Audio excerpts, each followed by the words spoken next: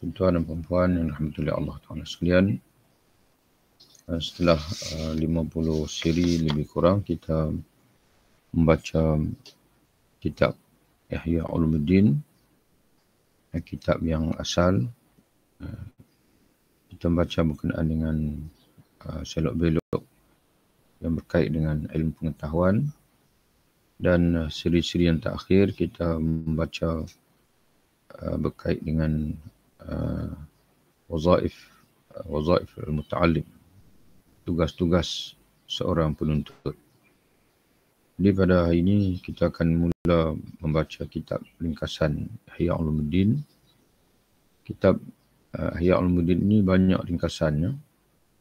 Di antaranya Mau'izatul Mu'minin yang diterjemahkan dengan bimbingan Al-Mu'minin, ringkasan yang diusahakan oleh Syekh Jamaluddin Al-Qasimi, dan di antaranya lagi yang lebih awal lagi iaitu Minhajul Mukhtasar, Minhajul Qasidin, yang ditulis oleh Al-Imam Al-Maqdisi.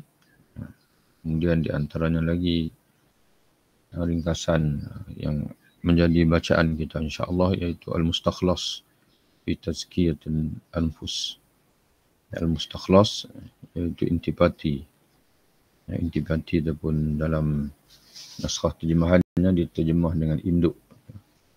Induk penyucian jiwa, ataupun mungkin kita gunakan naskah yang diterjemahkan oleh, yang diterbitkan oleh Rabbani Press, yang ada diberi PDF dalam internet. Boleh tuan-tuan boleh downloadkan ataupun guna saja yang telah kita bekalkan di sini. Diterjemahkan intisari Ihya Ulumuddin Al-Ghazali, mensucikan jiwa. Konsep tazkiyatun an-nafs terpadu, diseleksi dan disusun ulang oleh Syekh Said Hawa. Kita akan mula terus kepada ni lah, muka surat 7, muka surat 13 kalau tak silap ni. Itu muqaddimah.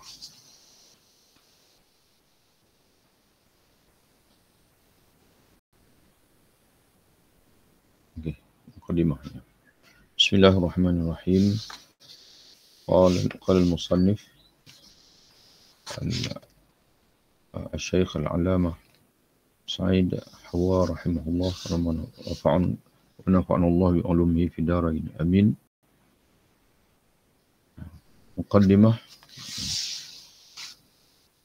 Bu'asa Rasul alaihi salatu wassalam liyudhakkiru bi ayatillah wa liyu'allimu hidayatallahi wa liyuzakku al-anfusa 'alayha.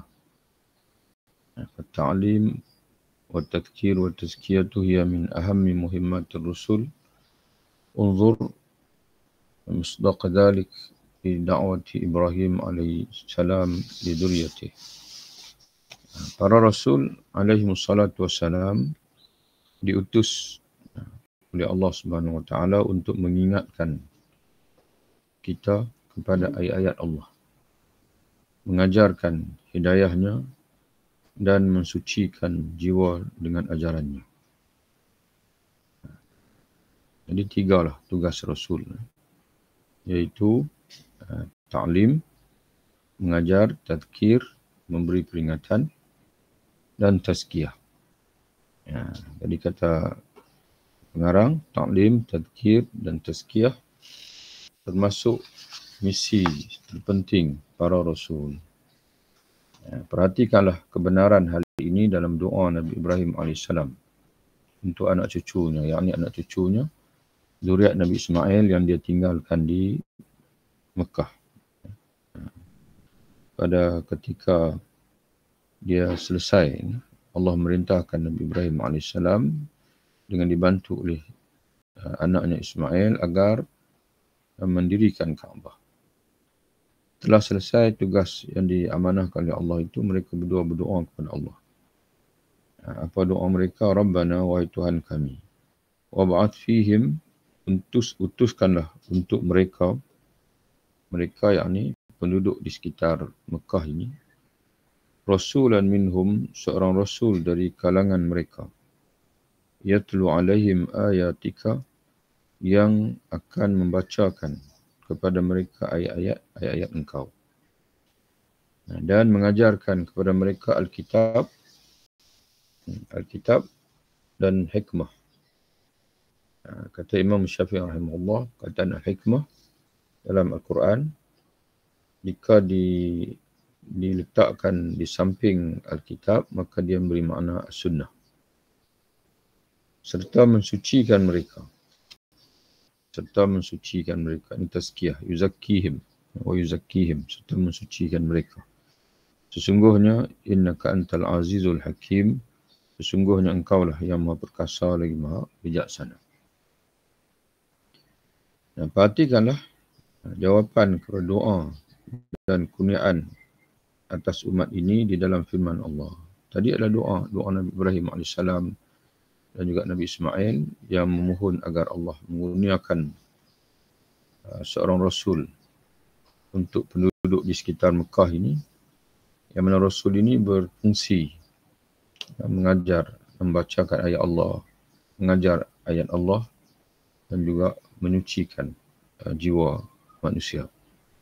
Dan Allah Ta'ala menjawab doa ini dalam firman-Nya dalam ayat berikut 151, di mana Allah Ta'ala menyatakan kama arsalna fikum rasulan minkum, sebagaimana kami telah mengutuskan kepadamu seorang rasul di antara kamu sendiri, di kalangan kamu sendiri, yatlu alaikum ayatina, yang bacakan ayat kami kepada kamu, wa yuzakkikum, dan mensucikan, mentazkiyahkan kamu, dan wa yu'allimukumul kitab wal hikmah, dan Rasul yang mengajarkan Alkitab dan Al-Hikmah, iaitu sunnah Rasul, wa yu'allimukum ma lam takunu ta'lamun, dan serta mengajar kepada kamu apa yang belum kamu ketahui.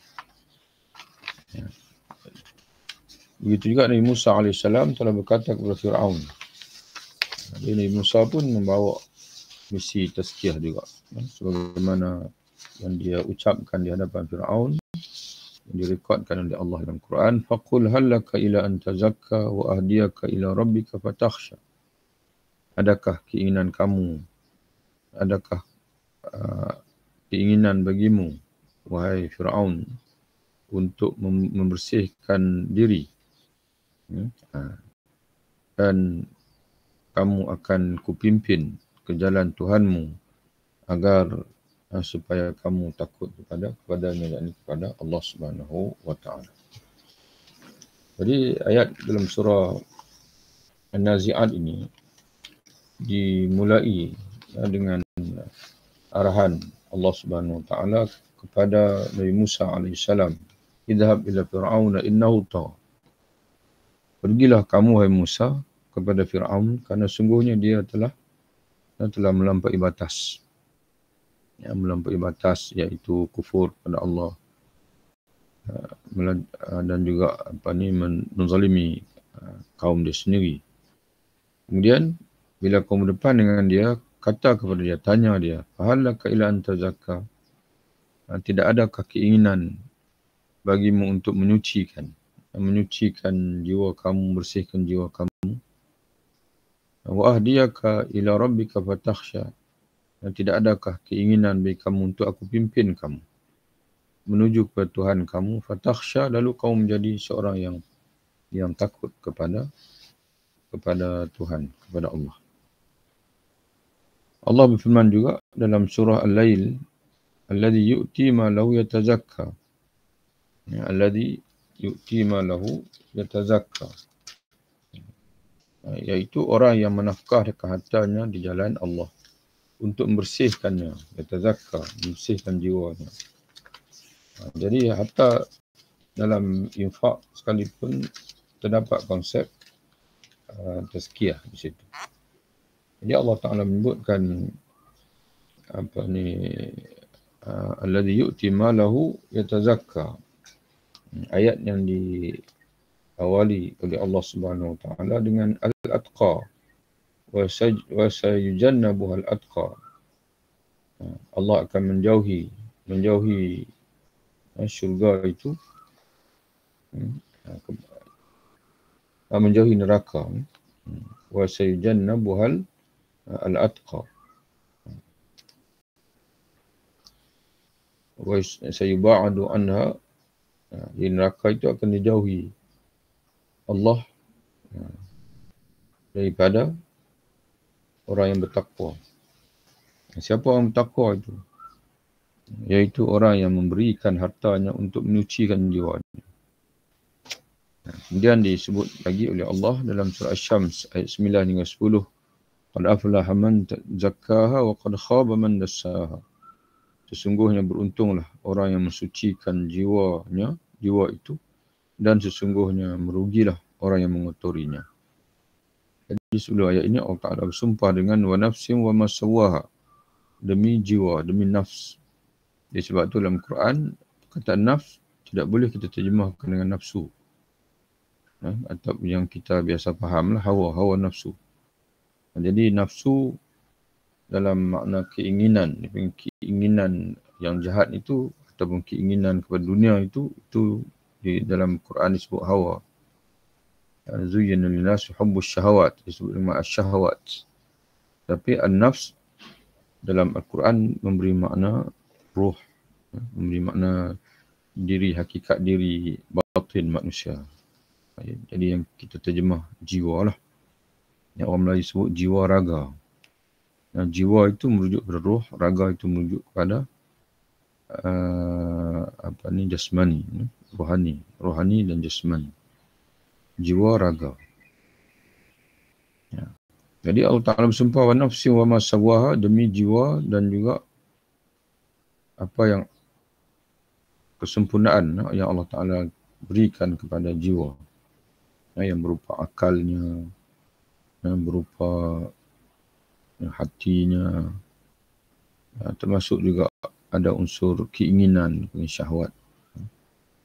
Jadi dengan kesempurnaan dalam jiwa, pada jiwa itu disusul pula dengan kenyataan daripada Allah, qad aflaha man zakkaha, sungguhnya berjayalah orang yang mensucikan jiwa itu, wa qad khaba man dassaha, dan sungguhnya merugilah orang yang mengotorinya.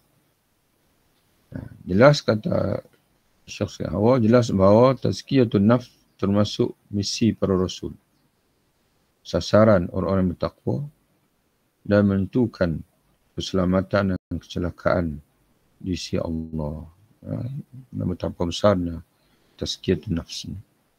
Karena yang pertama, dia menjadi tujuan, di antara tujuan utama para rasul yang diutus oleh Allah. Yang kedua, dia menjadi sasaran orang bertakwa, sebagaimana Allah sebut alladzi yu'ti malahu yatazakka. Allah akan menjauhkan neraka itu daripada orang yang bertakwa. Siapa orang bertakwa? Iaitu orang yang memberikan hartanya untuk menyucikan jiwanya. Yakhudh min amwalihim sadaqatan tutahhiruhum wa tuzakkihim biha. Wahai Muhammad, ambillah daripada mereka sedekah, ini zakat, untuk menyucikan dan juga tutahhiruhum, tathhir, untuk membersihkan mereka, tuzakkihim, dan juga menyucikan mereka dengan zakat tersebut. Dalam hadis ini menyebutkan as-sadaqatu, sedekah, tutfi'ul khati'ah, akan memadamkan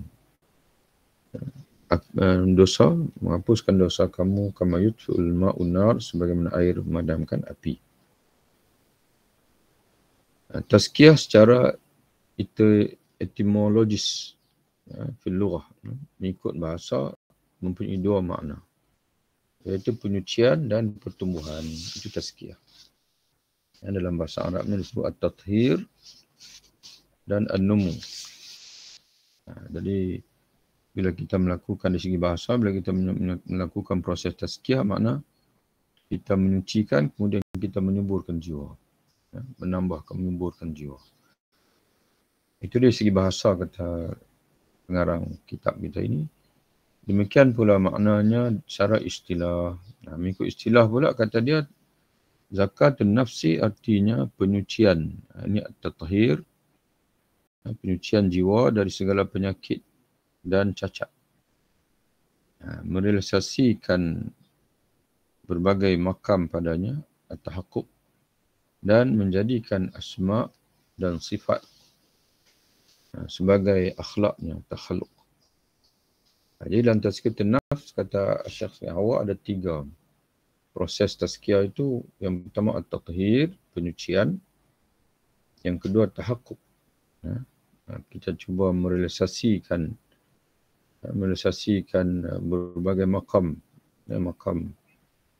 dan juga ahwal wal maqamat. Ini istilah sufi lah, istilah sufi yang merujuk kepada makam ikhlas, makam tawadhu, makam al-khasyah, takut dan sebagainya lah. Istilah kita membuang daripada jiwa segala sifat-sifat mazmumah, kufur, syirik, riya, ujub, sum'ah, takbur, hasad dan sebagainya, hubbud dunia. Maka kita berusaha pula mencapai makam-makam jiwa, dia panggil. Dan diikuti dengan takhalluq, dia panggil, berakhlak dengan asma Allah, sifat-sifat nama-nama dan sifat-sifat Allah. Jika Allah itu mempunyai nama yang Maha Pengasih, jadi kita berusaha untuk berakhlak dengan nama-nama Allah itu, kita pun menjadi orang yang Maha Pengasih. Bila Allah itu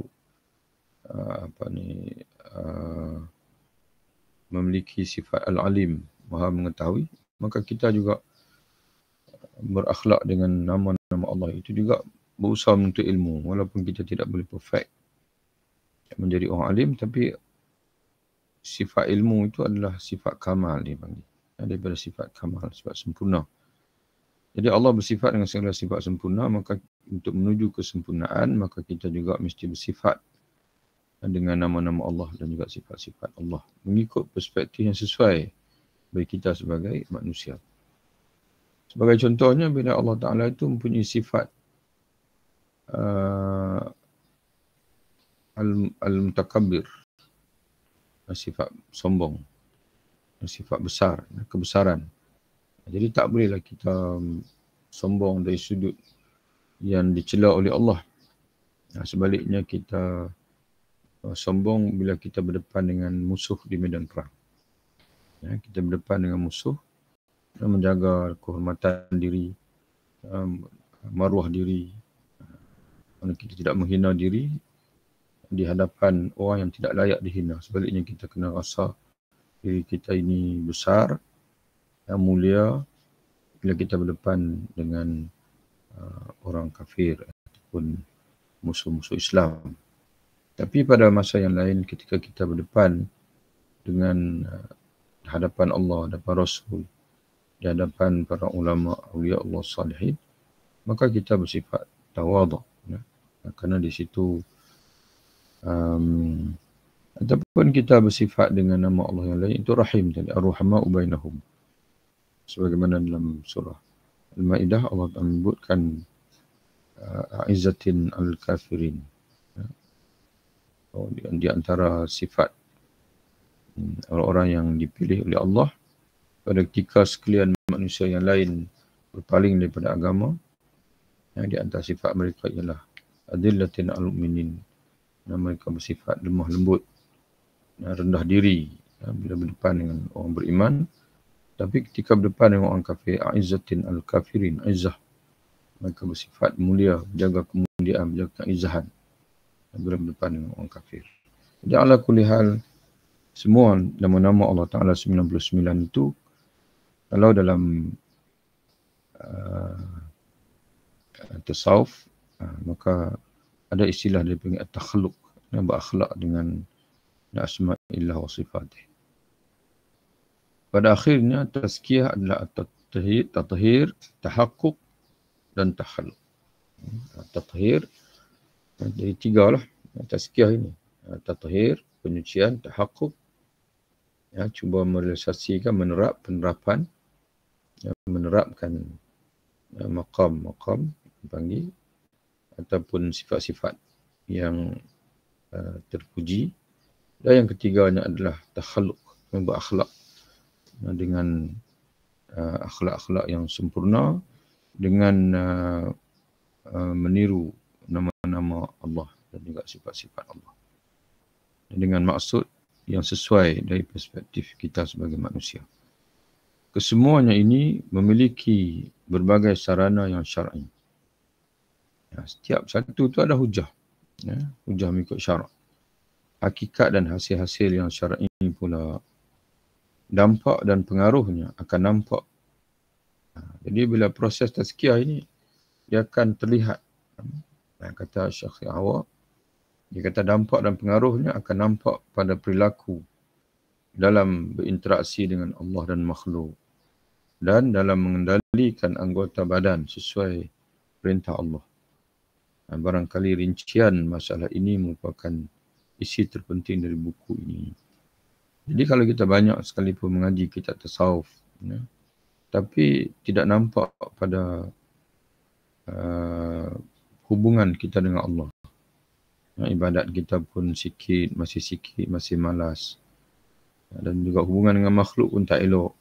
Tidak menjaga hubungan dengan makhluk. Suka menyakiti makhluk. Suka mengumpat orang lain dan sebagainya. Maka tak berjaya lah. Tazkiyah itu tidak berjaya.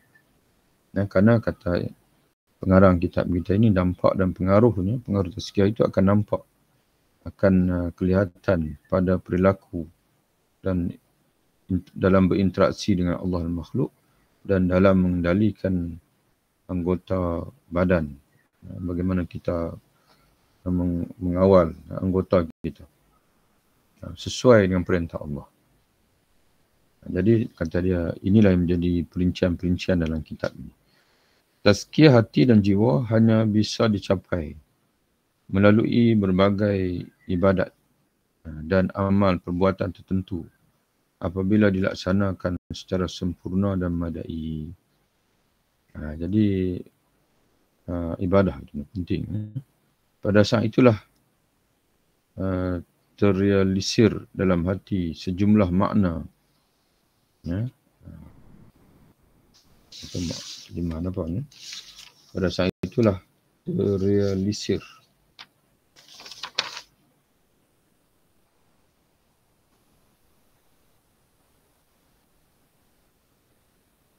Ya, tahaqqaq, terrealisasi, tercapai.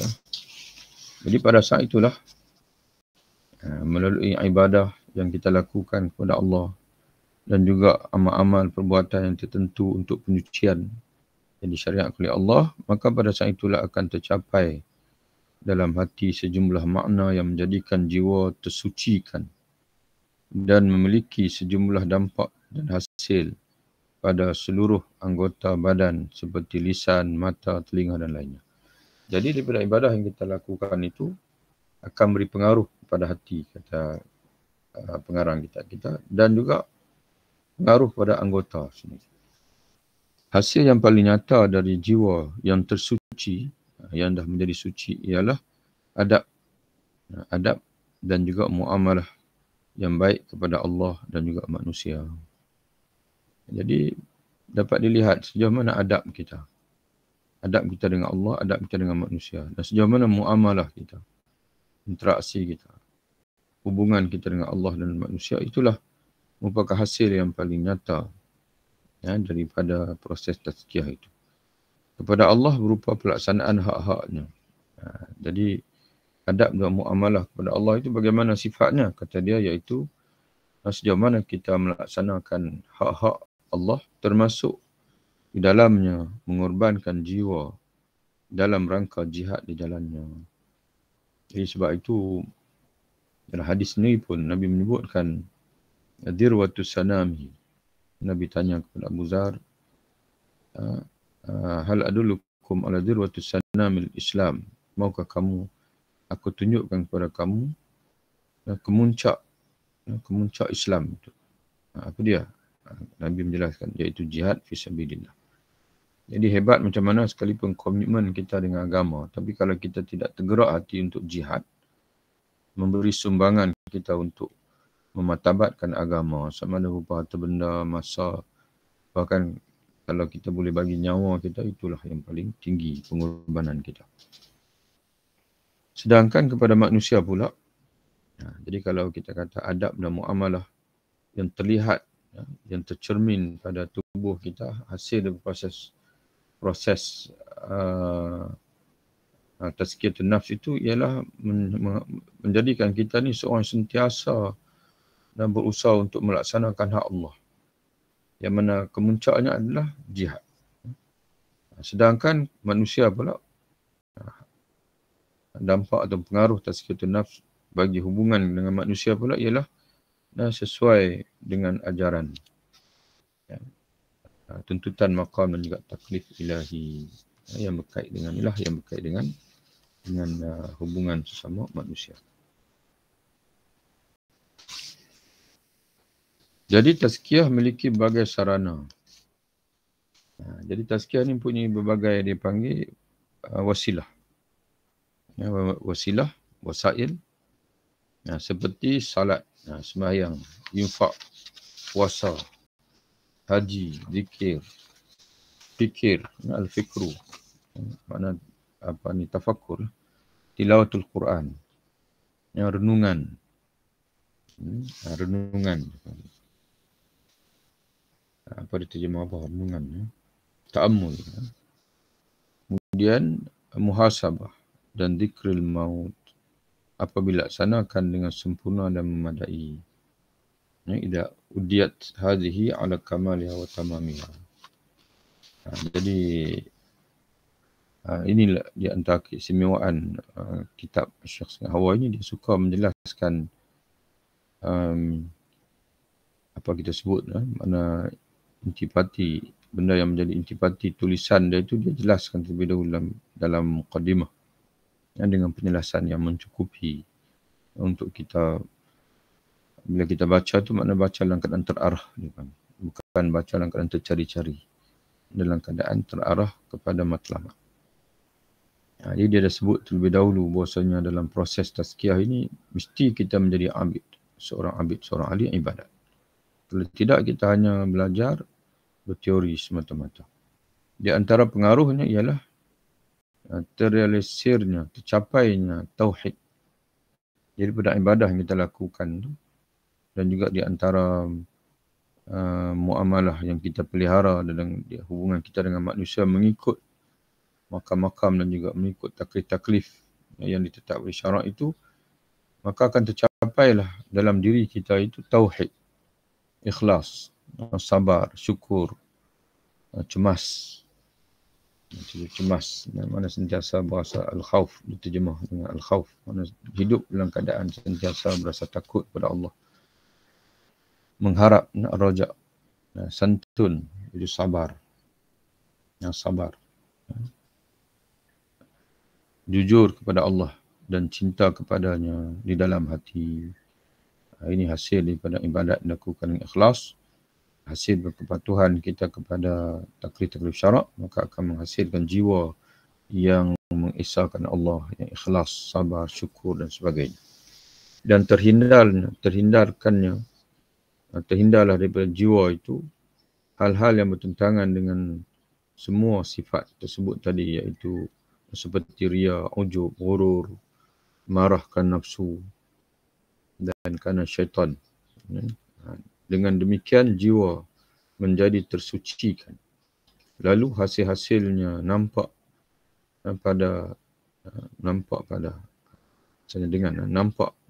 dengan terkendalikannya anggota badan sesuai dengan perintah Allah dalam perhubungan dengan keluarga, tetangga, masyarakat dan manusia.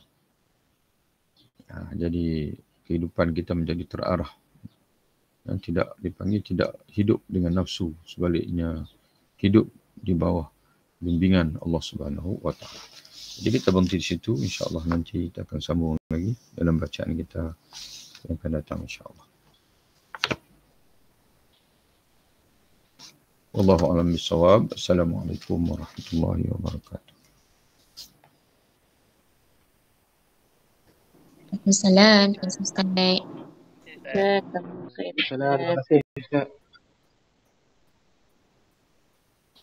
Jumpa lagi insyaAllah.